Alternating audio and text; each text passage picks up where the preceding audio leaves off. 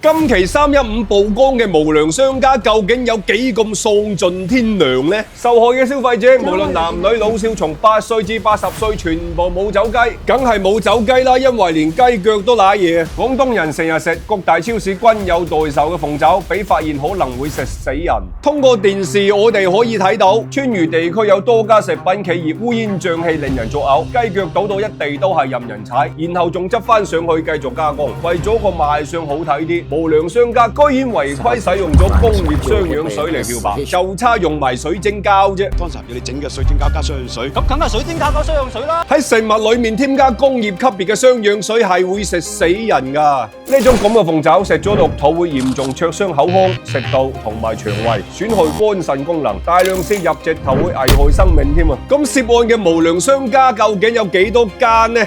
太多啦！你哋自己截圖慢慢睇啦。關鍵係呢啲企業老細知唔知道會食死人呢？梗係知道啦。你哋聽下佢哋啲員工係點講嘅。這個能吃嗎？這個肯定不能。咁嘅禽獸商家真係人人得而誅之啊！呢個禽獸印啊，同我打價12738版，都係唔使等我嚟。唔使咁快激動啊，陸續有嚟。你有冇曾幾何時覺得自己嘅小朋友生得唔係好高咁啊？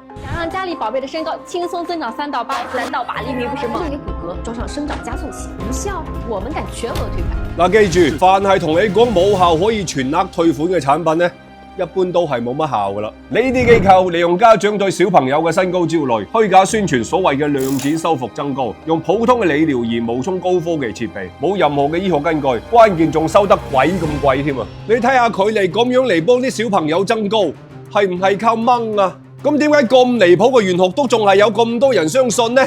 因為佢哋啲小朋友真係高咗啊嘛！我食咗之後個人明顯高咗、大隻咗，個自信心翻咗埋嚟。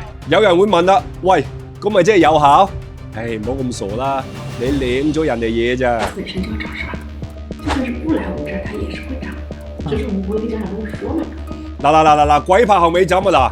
所以你交錢交得1年半載啊，啲小朋友喺發育時期本來就會長高，何來無效退款呢？就算真係回水俾你啊，你啲錢咪又俾嗰啲所謂嘅投資機構呃咗。咁點樣呃錢法啊？先用模擬盤或者係 PS 幾張假嘅圖表，然後全世界群發釣魚引你入局。話俾你知有內幕貼士推薦你買嗰隻股票，賺咗嘅話就係55分賬，蝕咗嘅話就係對方孭晒。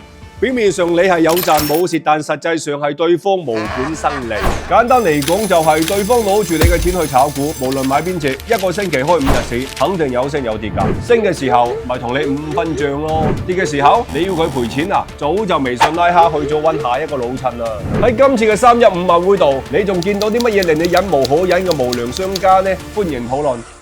但社長雖然係一名財經自媒體博主，但係我從來唔會推薦股票，我只會根據時事熱點、宏觀數據以及歷史趨勢，通過講古仔嘅方式嚟為主觀投資提供決策支持。就好似上次我預判美國同埋伊朗最快會喺週末開戰嗰次咁，好多社員收到風提前佈局，應該都賺咗唔少。下期社長繼續同大家更新伊朗局勢嘅最新動向，記得關注社長啦。